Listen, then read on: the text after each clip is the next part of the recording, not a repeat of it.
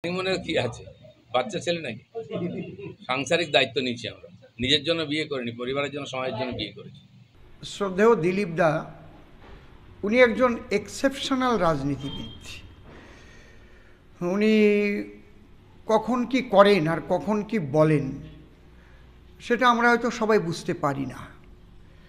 এবার তথাপিও প্রত্যেকটা রাজনীতিবিদ যারা রয়েছেন তাদের দেশ কাল পাত্র ভেদে চলা উচিত বলে আমি এটা মনে করি। আমি কারো দোষের কথাও বলছি না, তিনি যে ভুল করেছেন সেটাও আমি বলছি না, কারণ হয়তোবা বৌদি বলেছিলেন যে চলো না আমরা হানিমুন করতে একবার দীঘাতে যাই। তাই দিলীপদা ভাবলেন এক কাজে দুই কাজ হয়ে যাবে, হ্রদ দেখাও হবে, কলা বিক্রি করাও হবে, এরকম আমাদের বুড়ো বুড়িরা বলতো।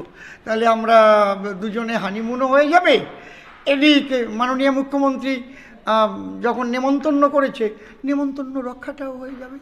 এটা নিয়ে এতটা শোরগোল ওঠা আমি এটাকে পছন্দ করছি না।